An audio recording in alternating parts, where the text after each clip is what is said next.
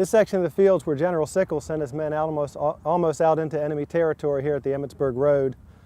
On July 2nd, more men fell across these fields of the peach orchard and the wheat field and Little Round Tops than even did at Pickett's charge. One of the men riding among out here in the 72nd New York Volunteers was one of the heroes of the faith at Gettysburg, Chaplain Easmon. Chaplain Easmon was riding among his men, encouraging them and exhorting them during the fighting.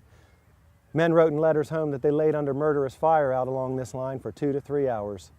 They retreated and left the artillery out to dry. They returned with bayonet charges here in hand-to-hand combat. They captured the Florida colors on this field, and at the end of the night, when the sun started to set, there was over 506 casualties laying on these fields from those New York regiments. One of them was Chaplain Easmon. During the fighting, he had been blown off of his horse and crashed to the ground, and when he did, his knee pan swelled and stiffened and his leg was in excruciating pain. He resigned himself to thinking that he was taking a soldier's place out on the field among the wounded. And as he laid there, he started to hear what a man he thought was cursing God. He thought to himself, how could he be cursing God at a time like this? But as he listened again, he said, he's not cursing God. He's crying out to God. I've got to help that man. He said, I grabbed a sapling and tried to stand on my one good leg, but he fell back to the ground. He couldn't walk. He thought there and prayed, and what can I do to help?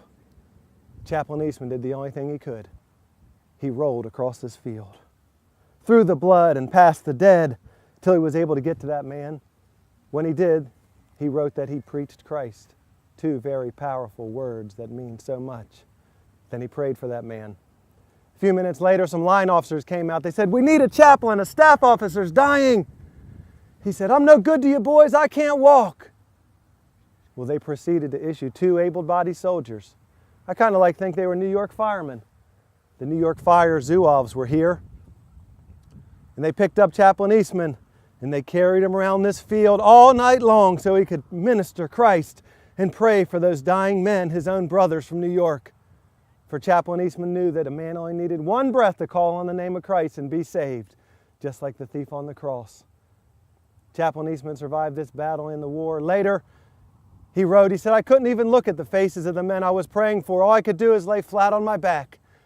But as I looked and beheld the stars and the heavens, I noted that the glory of God hadn't dimmed one bit, even in the middle of that battle of Gettysburg. Nothing can separate you from the love of Christ. No height, nor depth, nor battlefield that you might just call life. Chaplain Easmon, a hero of the faith that served here at Gettysburg.